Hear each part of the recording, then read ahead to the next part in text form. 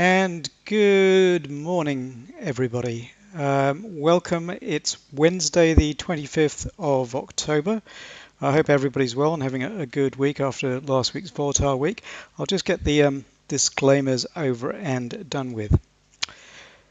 All Bookmap Limited materials and presentations are for educational purposes only and should not be considered specific investment advice nor recommendations. Trading futures, equities, and digital currencies carries substantial risk of loss and is not suitable for all investors. Past performance is not necessarily indicative of future results.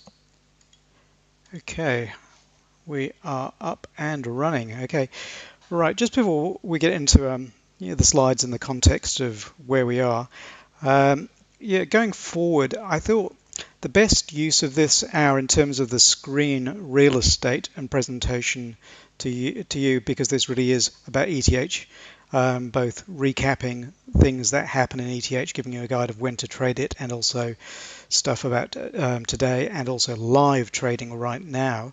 I thought going forward I would just do this as a split screen between NQ and ES. I mean, I think everybody's well aware that I do use other charts. I've got Sierra, I've got TradingView, etc. So you're all probably using your own charts. So I don't think I need to display a split between ES and NQ in TradingView over 3 minutes, 1 minute, 5 minutes. I really don't think it will serve too much of a purpose. Occasionally I may bring it in if there's something specific that I want to show, but really let's just keep it as this. Okay, and the reason why we've got a replay of NQ on the left and ES on the right, it's for a specific purpose. Okay, we'll get into later on the reversal at the London Open in ES and NQ. But what I wanted to show you here is, the benefit of doing what I do regularly, which is zoom in and out vertically. So on NQ on the left, we have NQ zoomed out. So we've got the entire action from the calendar day today, in other words, midnight Eastern time, right up until about 5 a.m. So it's basically a lot of the European Open. And what I'm trying to show here is that if we do zoom out, you can see that resting liquidity, which may or may not get tagged later, at 14,812 or so, and you've got the resting liquidity below as well, around about the 14,700. So it was at 14,705 and 14,700. It's just if you do zoom it out, and I find this especially useful in ETH. It can be useful in RTH. Anything that applies in ETH can also be useful in RTH, but they are different markets because, one of the reasons that I've explained previously, different markets are open. So the US market is not open per se, but other markets are, and they can often be the more driving markets. Okay, and on the right hand side, we've got ES, and we've zoomed in vertically. So rather than zooming out, we've zoomed in vertically. And what purpose do we serve here? So I'd say that the main purpose here is to see the nature of this liquidity as we come into it, and also to see the price action. We're not looking at candles here. We don't actually have to look at candles at all. And truth be told, I actually use HLC bars most of the time on my main charts. I only use candles for the educational purpose or content that I've been showing previously.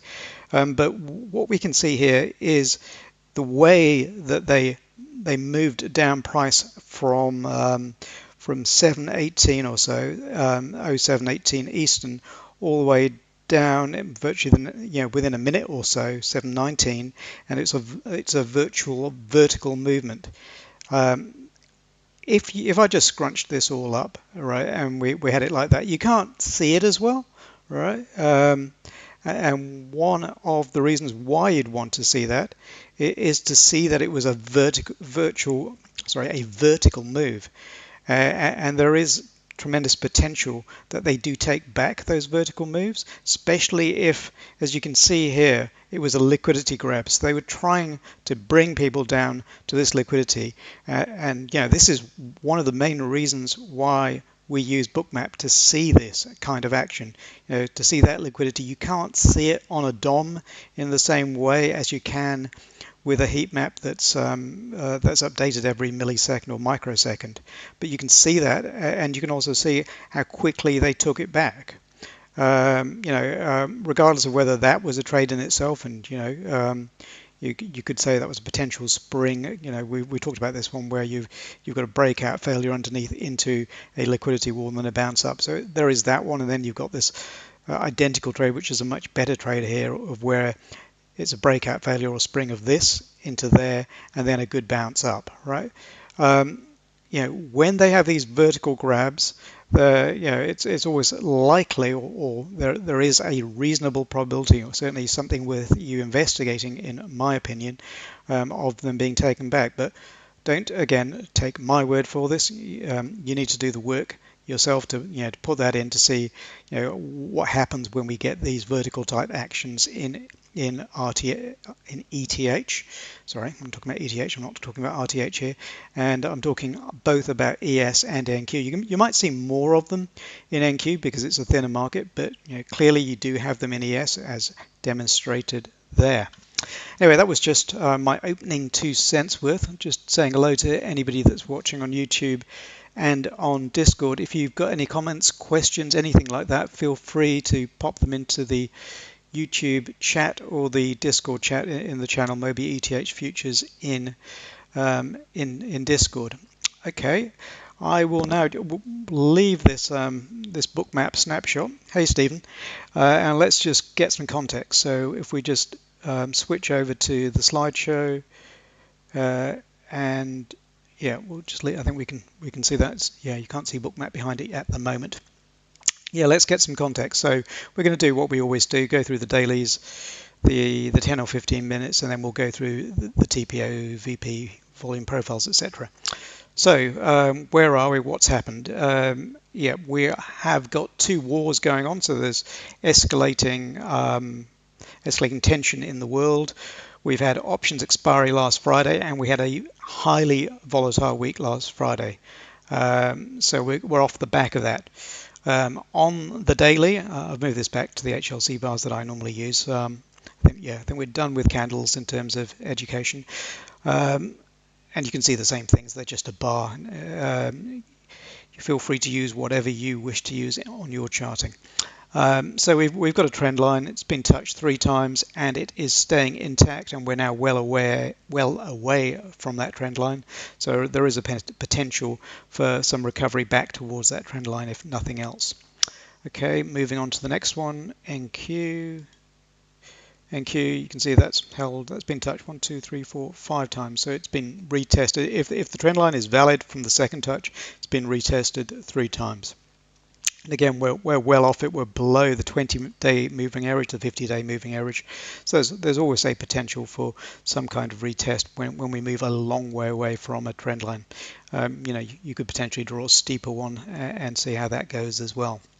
So so the context there on the daily is we are in a relatively strong short-term downtrend. Moving on, a quick recap. I've just done this as the 10-minute just to get a wider picture into this screenshot.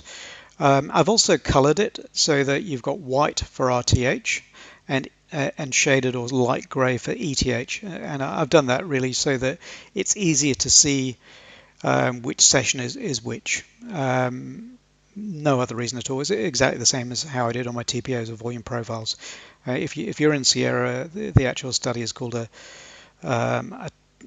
time range highlight transparent, something like that.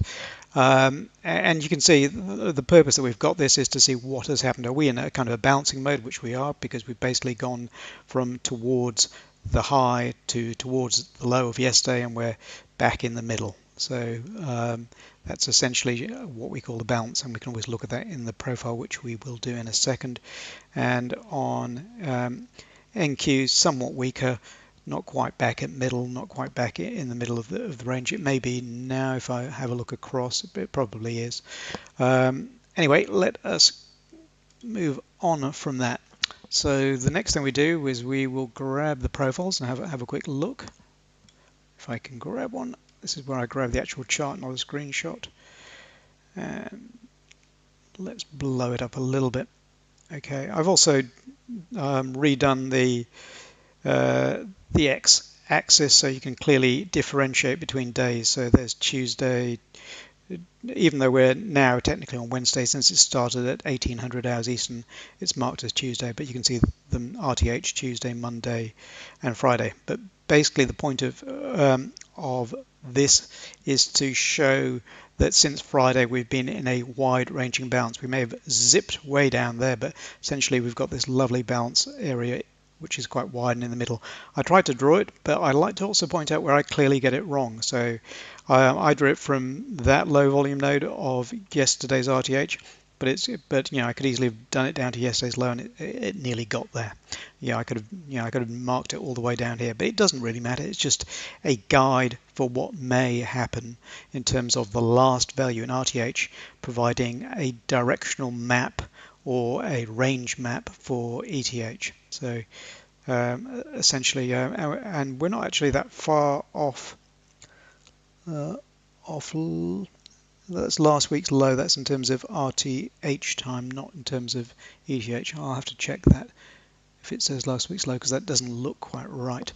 Anyway, let's move on to, and let's go and grab NQ again. This is just really illustrating the value picture. So I drew it there. We've gone quite a bit further down, so I got it wrong on both of them, or wrong in the sense that I was too narrow in what I was forecasting by way of range, and we've really, you know, traversed the whole of yesterday's range or yesterday's ETH range in NQ. But basically, we are in a wider range value. We've rejected this this little price action below, and we're back in this 1, 2, 3, 3.5 day value, half a day if you count today's ETH as half a day. The only other thing I will grab, because it does seem to have interest to people, is the stats. All right, and I apologize for the font size. I can't really change them on the fly. Here I would have to literally change the inputs for about 16 studies to go and get the fonts much bigger. But there is one thing I wanted to point out, and if we look at the EU range here in NQ, for example, it's 75 points so far and 18 points in ES. The thing I'd like to point out is that after you've had a couple of ridiculously volatile European sessions or ETH sessions, as we did last week, what can happen is that the 10-day average is a bit skewed to the upside. In other words, the average range will be higher than, you know, what is likely. So there is no harm whatsoever if you do start, you know, compiling your own stats and monitoring average ranges to have slightly longer term averages rather than the last 10 trading days, just so that if they do get skewed because of a couple of days action, you have something to go back to. Okay, so that was just there. That's basically just showing that we haven't quite got to the crazy average of the last 10 days yet. And if we have a wander back on this live action in ES, you can see that that little bit of liquidity and that spring that they have there has worked beautifully, and that they're now making their way towards the sort of resting liquidity, I suppose you'd call it. Yeah, let's zoom back. When did they put this in place? They put this in place at... Ooh, all right, okay. So they put this in place last night before midnight. Okay, is that right? Yeah, it is. It is right. So it is resting liquidity up at 4265. I haven't tallied that with an options level in SPX or anything, but yeah, it's just that round number does trigger something in my memory. I just can't remember what. There is a resting iceberg up here at 4269.50, which they have maintained all the way from the Japan Open. So because it's been consistent for over 12 hours now, that does increase the probability that they'll keep it there.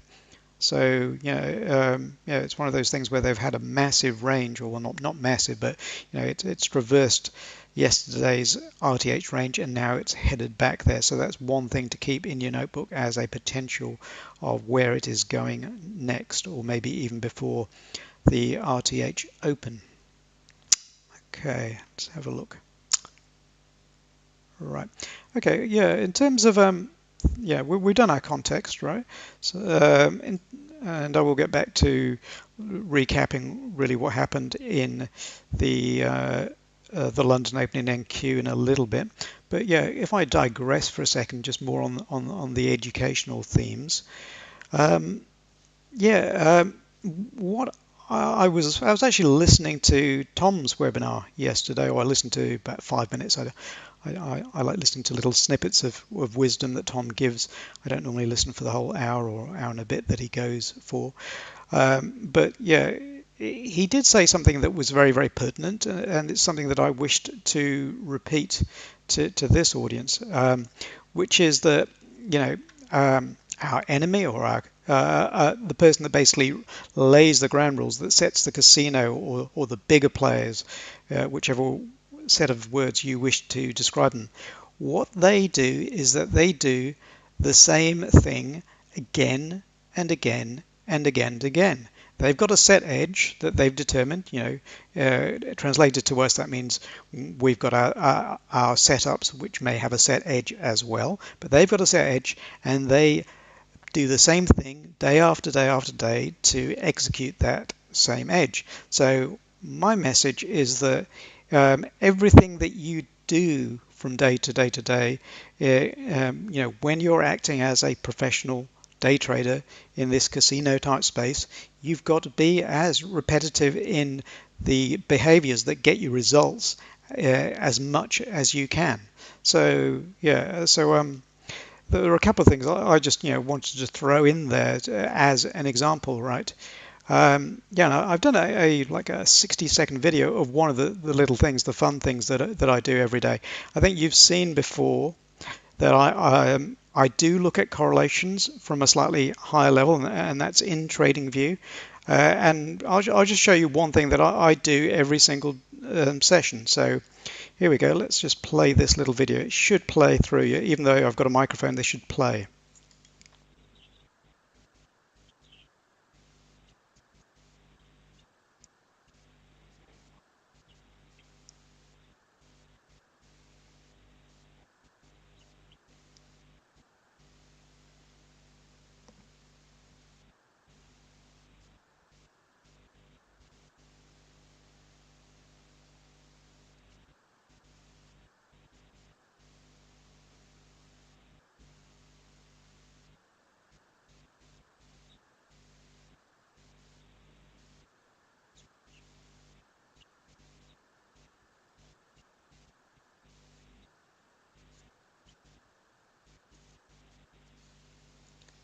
Okay, let's get rid of that one. I think it's let's get rid of that and go back to the NQ. So yeah, what I'm just saying is, those instruments aren't set in stone, but at the moment, those are the instruments I'm using for the rough or high-level correlations every single day. And by forcing myself to look at the same instruments as the correlation guides or inverse correlation guides every single day, I'm forcing myself to be in a repetitive, routine behavior, right? So eventually, like in Asia, the correlation with gold may be completely and utterly irrelevant. It may be something that you just do not wish to look at again, in which case, I'll have my correlation studies and I'll say to myself, that is not something that I wish to have on my screens going forward. Sorry, I'll just move that across so we can keep an eye on what's going on. But until then, I want to keep my behaviors the same, so I want that. I want to see the same things again and again, and I've got different charts as well for some of the key stocks. or key ETFs in the RTH session, and that's one of the reasons why I like TradingView. But it actually raises another digression point for me, so I'll digress again. I'll answer your question in a second, Billion. Yeah, I talk about simplicity a lot, and I talk about routines and trying to do the same setups or the same process day after day. This is something that I saw this week from TradingView that I thought was kind of strange because it's a little bit to the opposite of what I go on about. TradingView have just changed their plans, and I'm on the one of the most basics, the essential plan, which is pretty darn cheap. Because I simply want to get some price action of correlated instruments or instruments that might be driving what's happening in the sessions that I'm trading. But they've gone from having 3 plans, which was I think it was that had a different name. It may have been called essential, but they've gone from that to about 6 plans plus the free plan. So that to me, I love TradingView, but that sounds the opposite of what is comprehensible and simple to me. Right. Yeah, Ballion, I will get to your question. Let's have a look. Good morning, Moby. Do you track the RTH MOC information? Do you want to say what you mean by MOC? Because it can mean a couple of different things. How does it have an effect on how things play out in ETH? You just type in what you mean by MOC on that one. Meanwhile, I'm just going to drag something else in over here. All right. I'll credit Merritt Black, who's a great futures trader, with this little tip. He doesn't use this app. This is an app called Yet Another Pomodoro Thingamajig. It's free. It's open source. It's on GitHub. The tip that he gave to traders was to have something basically that alerts you every X minutes. I think he was talking about 30 minutes, right? What I have on the screen there is a Pomodoro timer. It's just a default. You can change the timings or whatever to what you want. But the idea of this is that your brain, which is an old monkey brain, cannot focus for as long as you think it can do. So if you've got some way of bringing you back to the present tense every 20 minutes, every 25 minutes, every 30 minutes, whatever it is, that is going to help your trading, or in my opinion, it is going to help your trading. It's also going to help in terms of your efficiency. Maybe you literally cannot stare at these screens, and there's a lot that goes on in these lovely liquidity heat maps and the other things that you might be watching. That it isn't humanly possible for you to retain 100% or 110% focus for more than, say, 30 minutes, and then you might need a break. It might be 1 minute, it might be 5 minutes, but I think you might find that would actually increase your efficiency and effectiveness in terms of finding those multiple R setups and executing your edge time after time after time in a consistent and repeatable fashion.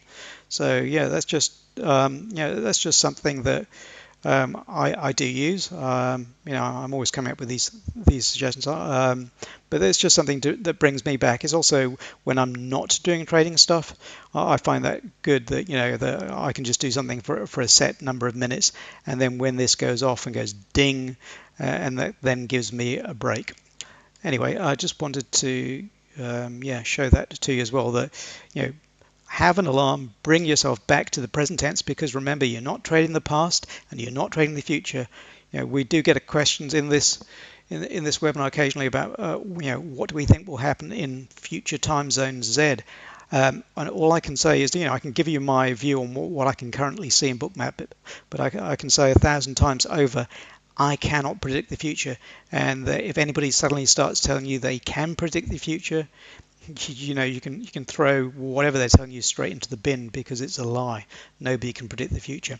And your biggest losses will be, and I've said this before and I'll say it again, your biggest losses will be when you're 100% certain that it's going to go somewhere. So like, for example, if I was long now and I was 100% certain we would get to 64,264.75, and I would not accept my stops, and then suddenly it went 100 points south, that is not being a professional trader. That is being a professional gambler. Barlian, sorry, I'll go back to your question. I meant the market on close information printed at 350. No, I'm just using the settlement, which is effectively what the CME publishes for NQ and ES. And I'm doing something similar for DAX and for FTSE. And occasionally Nikkei, but it's not as useful on the Nikkei. I'm looking at that information. Remember, I'm not looking for something exact. I'm just looking for the market to come home. So there was that study that I talked about a couple of weeks ago, where there was a conclusion at the end of the study, if I summarise it in about 2 sentences, that there was a likelihood of significant imbalance of orders at the massive volume that's traded right at settlement. So that's one potential reason why they like to come back and tag that value to partly tap into that imbalance. But yeah, I just use the published settlement figure, and that's what I get from Sierra and TradingView, and these days it is for the CME products an identical number. I mean, it's probably available in Bookmap, but you tend to use what you've used in the past that is easy to use, and I do programming in both of those, so that's how I derive my settlement. Okay, let's do a time check. Currently 26 minutes past 8. I think I did look at that calendar. I think I skimmed over it. Let's bring it back. Let's bring that calendar back. Okay, yeah, if I did skim over it, let's talk about this, since this is context for the RTH session, and part of this session is a breakfast briefing to make sure people or to help people prepare for the RTH session. And what are we talking about here? We're talking about this at 0945 Eastern. We're talking about the flash PMI. Services and manufacturing at 9:45. So there is no significant economic release now. I've actually got my financial juice news feed in one of my ears at the moment, and if anything major happened, I can actually turn it on so you can hear it as well, but there's nothing happening at the moment. But that is major, that's market moving, and when there is a major red item, early-ish, we're talking about 9:45, 10 a.m. They often do some kind of moving or manipulating the market into a certain position before that release, and that's something that we have to be aware. So if we are trading this session 0800 to 0930, the breakfast session, even though it's not a real session, it's just part of the pre-session, we just have to be aware when there is a major news release, and that one, certainly the closer we get to 9:30, the more impactful that's going to be in terms of where they might move the price up and down to. So okay, let's get rid of that and let's talk about this, which is NQ, and why have we got it? Why have we got it zoomed out, and how might it have helped at the London Open? So I think I've got all the action. So I think if I haven't got it quite back to 1800 hours yesterday, I have got it almost back to 1800 hours. I think I rebooted, and I normally get an hour back when I rebooted, and I rebooted just around about 5 to 7 yesterday evening Eastern time, so 1855.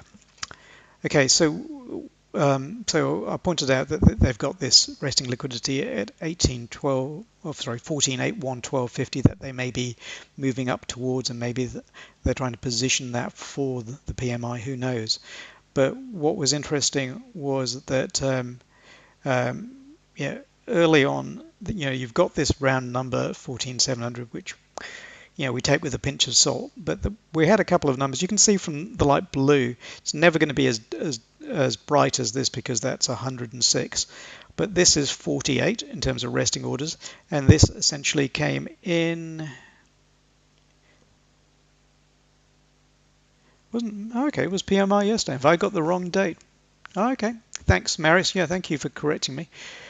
That is one of the problems with me and looking at Tuesdays and Wednesdays. So yeah, good point. Let us good point. Let me just drag in financial juice. Very good point. Let me just blow it up so we can see it.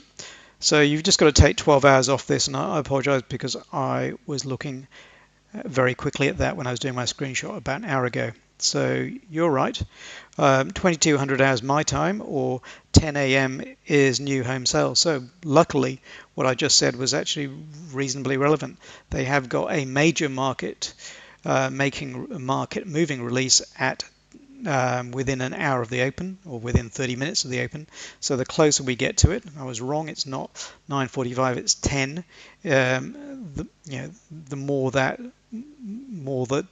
price can be manipulated into a location that they want. So I'm wrong. It's not 9:45. It's 10, and it's the new home sales, not the flash PMI. Okay. Thanks for the correction.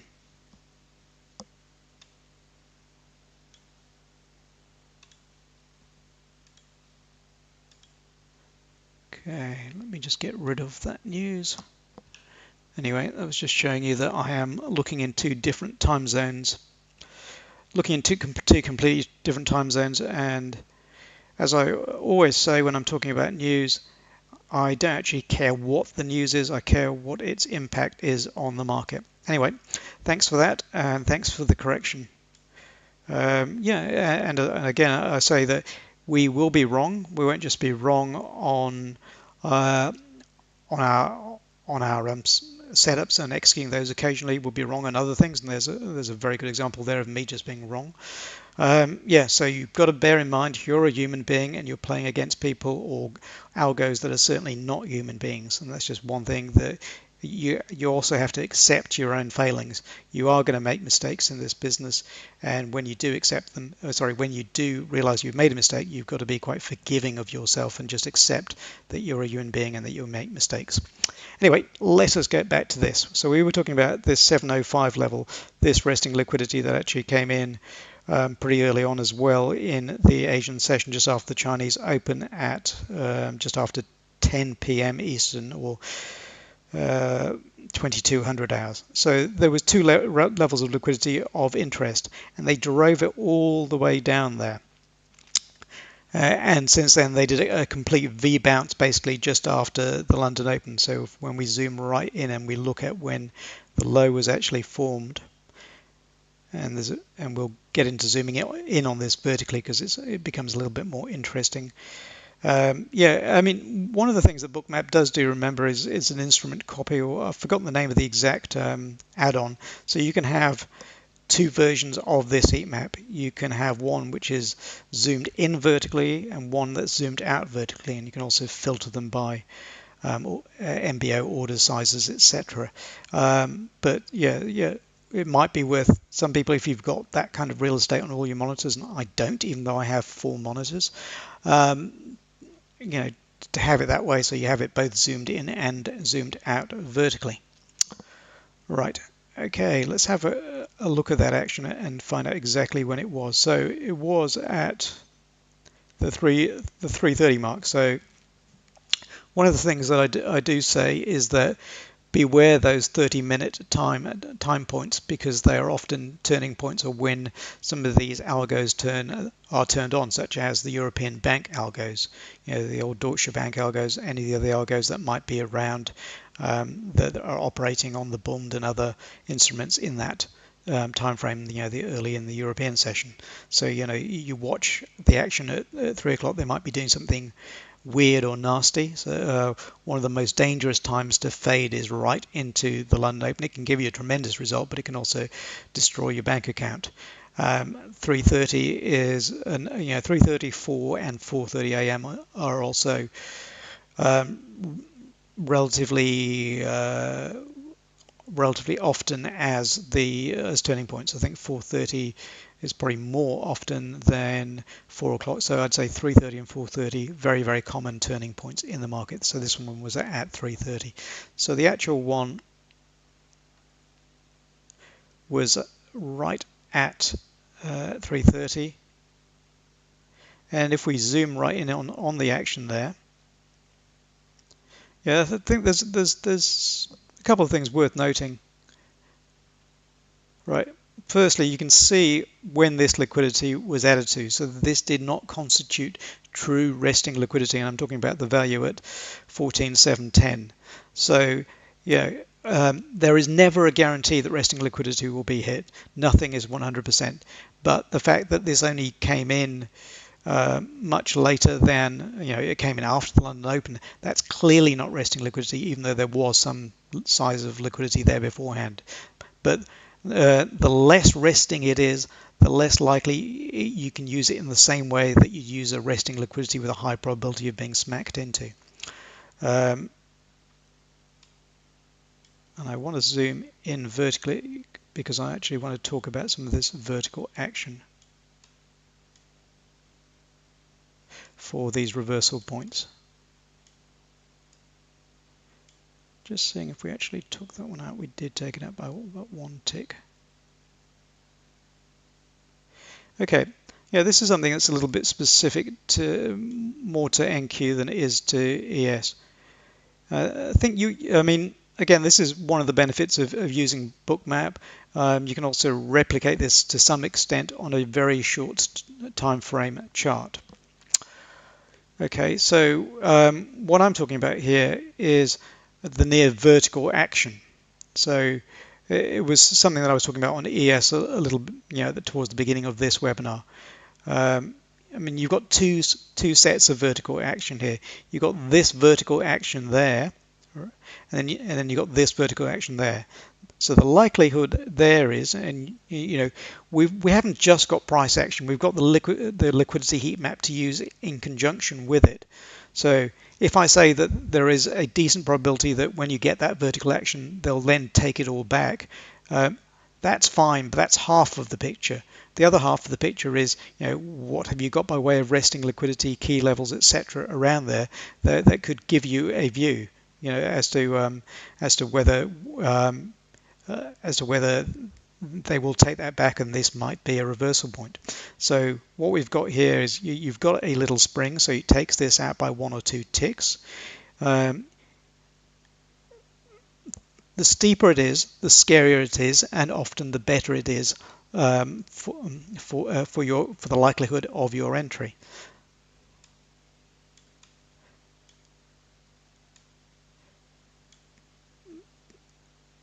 Okay, I'm just trying to point this one out. Okay, so yeah, so here we've actually got some steep action there, right? It works both ways. So you'll often get, regardless of which direction they've gone in or which part of which move you might think we're in, these steep moves are often reclaimed. And on this occasion, that was a recipe for a great setup. So if you've got in your mind that you've had this first 30 minutes of action, and there is a probability that we might get a turning point at the half hour, or you've got a level and you've been looking at yesterday's low, and it was quite close to yesterday's RTH low that we got to, so you've been watching this zone, right?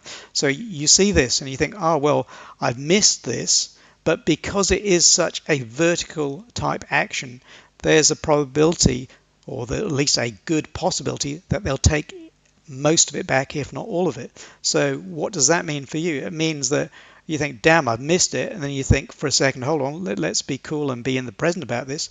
There's a good possibility that we're going to get a damn good opportunity here around about this zone to have another go at this. So the worst thing you can do is to say, oh, it's going to go now, we're almost at 330, I'll just chase.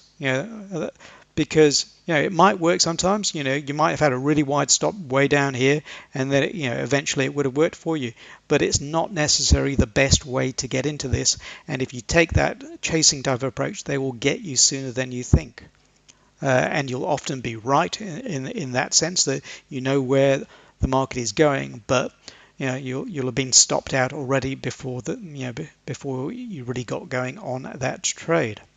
So yeah, so that point is just that you've got a key zone being yesterday's RTH low, and you've got this lovely up and down action, and don't chase, wait for your setup to come. So you actually had a lovely spring here, and you had this lovely reclaim of vertical action. Okay.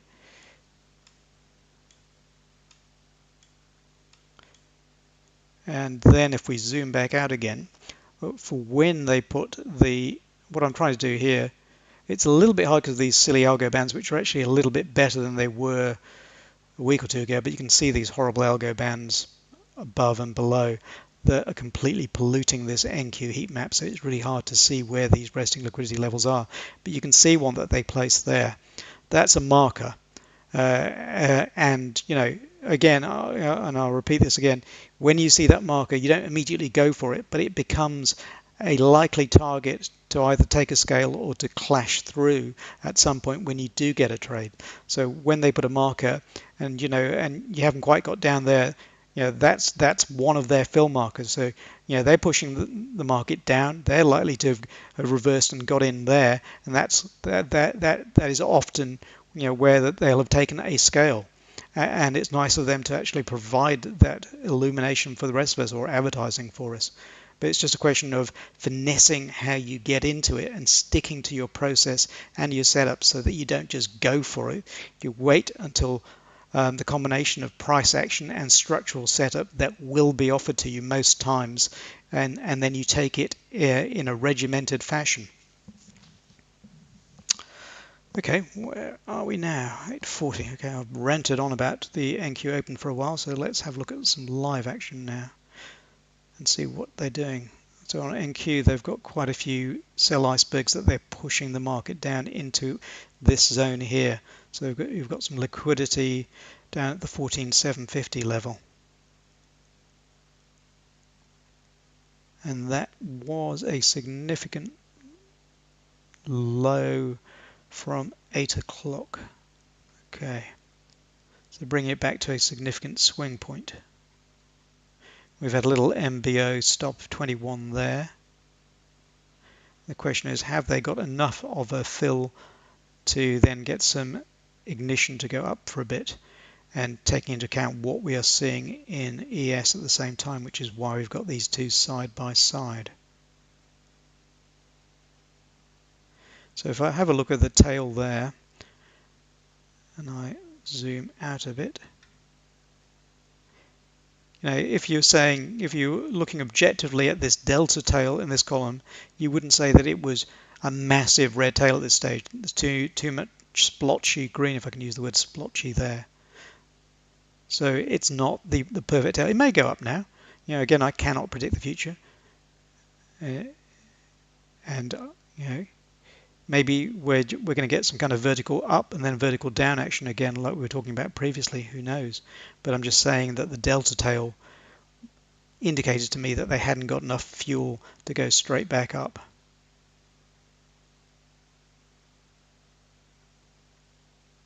There's also danger as well when you start doing live commentary, that people think that you're doing live commentary to provide some forecasting of the future rather than you know, just objective analysis.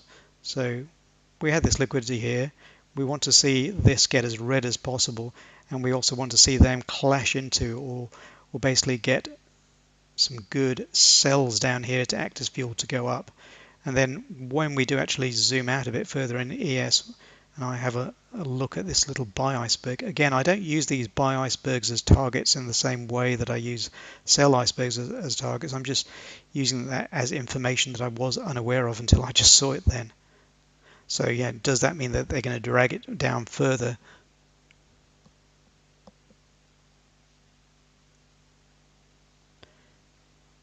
So you can see them, they're pushing this market down with sell icebergs and NQ, and they're pushing it down quite hard, and they want to push it down somewhere in particular.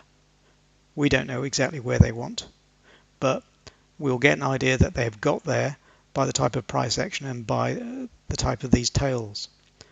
And sometimes you've got this little liquidity there, so you know, that was an initial bounce. Then you know, we're going to have a look at these live vertical price spikes. So that was quite interesting there. So they did that for us again. So you can see that there, that's vertical, and then they reclaimed it straight away. And now they've gone and hit this next liquidity zone there. And meanwhile, ES has taken out this entire chunk of liquidity, and you're getting a decent little red tail going there. I'm just looking across at my charts as well to get me familiar with where we are on a 3 or 5 minute map. And also, yeah, since I can't see my shaded VWAPs necessarily, I just want to work out where we are in relation to value. So as far as I can tell, we're coming towards the low end of value, or the approximation of value for this session, which in NQ I've got around 14,747, and in ES I've got about 4252, 425250. So basically around about here. So it will be of interest to me in a value proposition whether we can get past this zone and we then break out of value, or whether it's just a test of either extreme of value and then a bounce back towards the middle of value.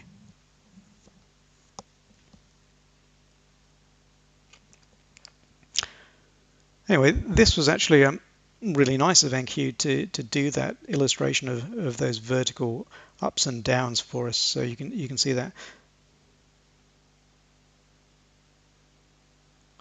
it's also something that, you know, when you do see that and you can see them immediately take it straight back, and you know, you haven't got any silly candles in the way, and you can see exactly what happened in terms of price action. That should discourage you from ever really wanting to chase this particular market, being NQ.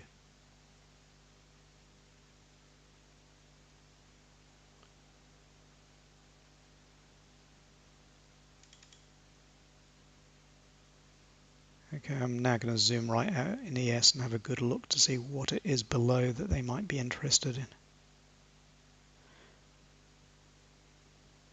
So we've got this 423550 maybe, or 4235. It's not a huge number, 178 orders, but it has been there all day. Then you've got this tiny resting buy ice. Another little vertical action in NQ just there.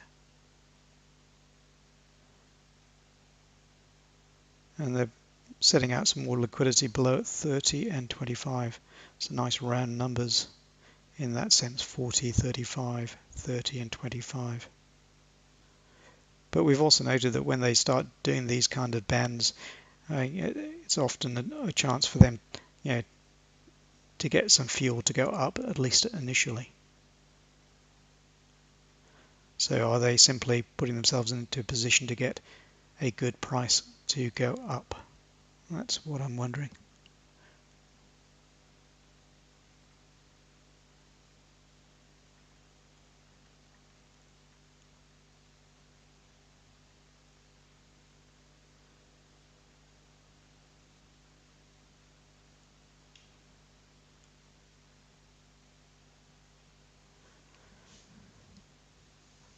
Okay.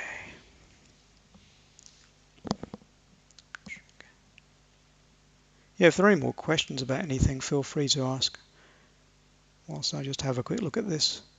So I'm just looking also here, I've got to zoom right in. So we've got something there which is not a rollover, so 128 traded at this low, and it's the low of, it's a significant low so far because it's a move down of about 8 points, which is a reasonable number for a straight swing down at this time of the day.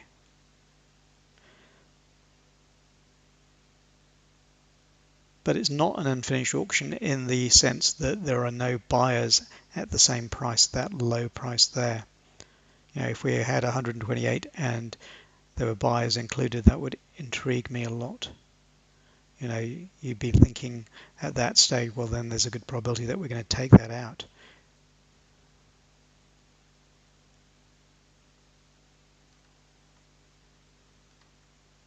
They had another of these nice little vertical dips there, which has been taken as well. They've got another nice little vertical pump just there too. So this is, you know, this is quite fractal in nature. So we could, you know, if you scale out horizontally Bookmap, you can still see them. But I'm talking about things that should be obvious. If they're not obvious to your naked eye, then it's not what you want to describe as objectively semi-vertical. Yeah, then it becomes relevant. Then it's more walking down or chopping its way down, and that's something completely different. T46, you're asking a question. Feel free. There's not an awful lot happening in this session, as you're probably all aware. This session being this 1 hour. So yeah, so I'm just going to quickly have a look again at that TPO and remind people going into, if I can drag it back. Yeah, so we're in a wide-ranging value as we go into the RTH session, so that really is the prep. So yes, we are going in a big down move, but we're in a wide-ranging value, and until we really break out of, I haven't actually got my pen tool today. Let's have a look. Where's my pen tool?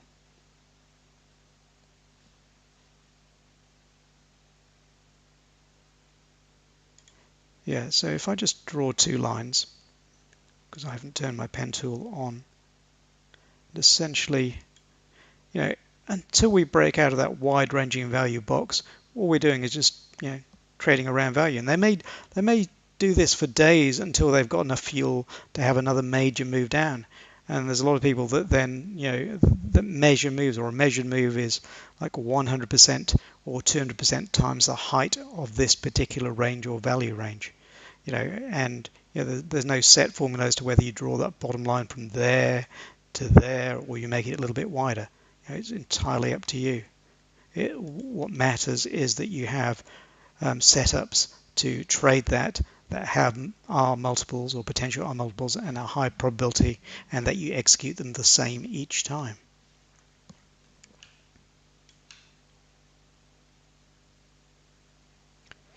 With more and more derivative products getting, I've got to move this out of the way. Sorry, I'm just going to have to blow that up.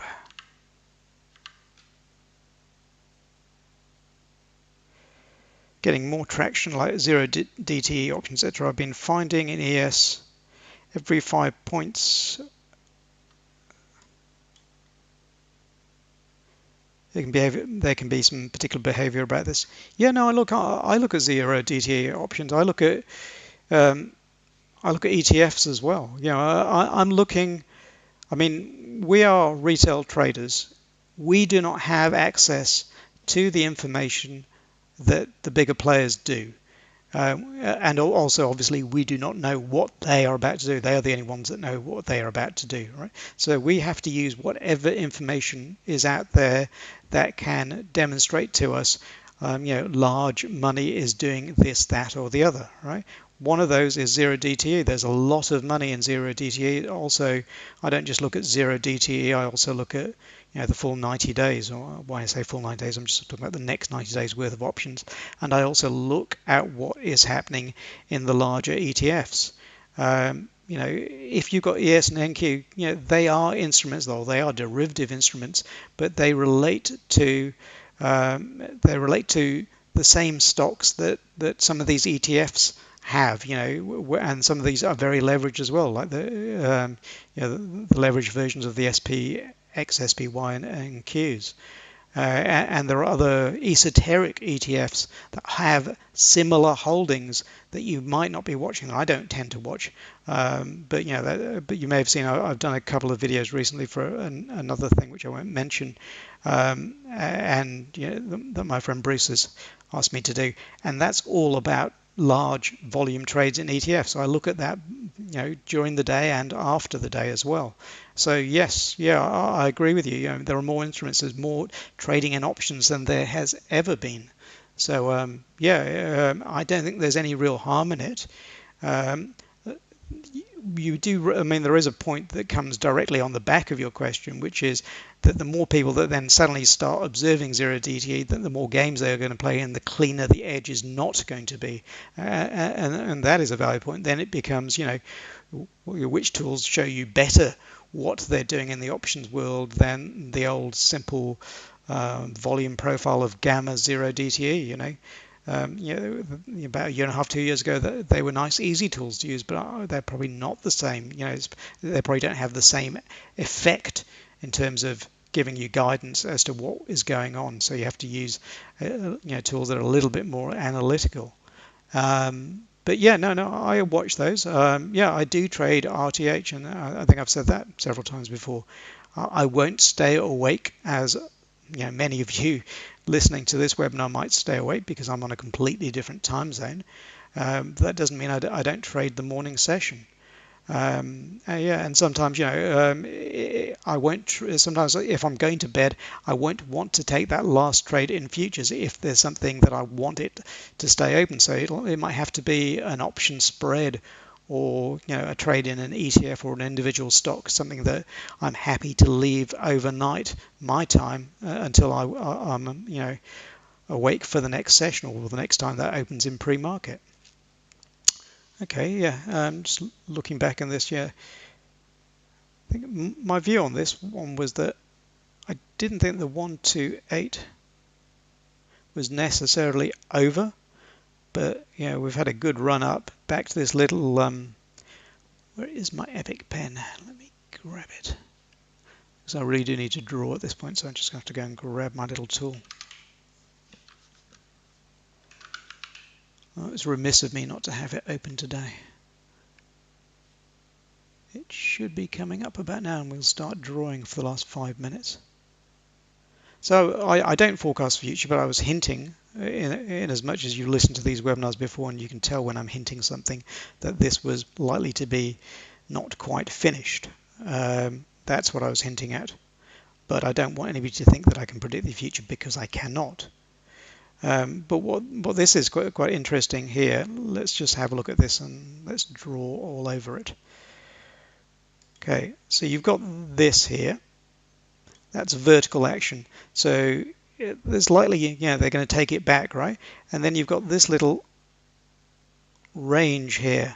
So where did they take it back to? They took it back, and they did a little up thrust.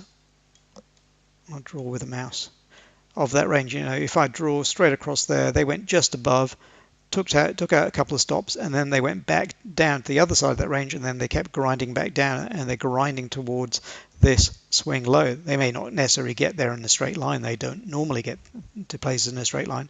But that's the point. Sort of, if I think, oh, this is likely to go lower, I don't mean it's going to go lower immediately. I mean it's going to have some kind of action like this. It doesn't have to be exactly like this, but there's going to be some kind of action like that before they continue, because they need the fuel, or they need to refuel up here to keep going down here. So now we're at this level with this 128, which is now 210, and they're building, and that looks like that should now be an unfinished auction, and they've gone through it. So there's plenty of opportunities for you to study those kinds of price action, together with resting liquidity and heat maps and key levels and everything like that, to form your own setups about how you can get that. That is still a valid type C supply and demand trade that we talked about. In terms of some of this stuff, it's a little bit more complex and advanced in terms of how they did it and how you get into it. But the actual essence of what it is no different from anything that I was talking about a couple of weeks ago. Let me just remove all that. Go back to that. So we've had a one tick breakout failure there now. We've had a very small MBO stop.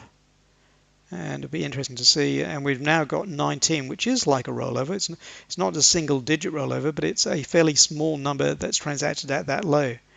And we've got this liquidity down below at 4250, which is a round number that they've been growing at. So I'm paying a little bit of lack of interest in that. But I'm also now then zooming out to see, they've kept this tiddly buy iceberg below. They're growing at 40 and 45, which, those 5-point things that you mentioned, T46.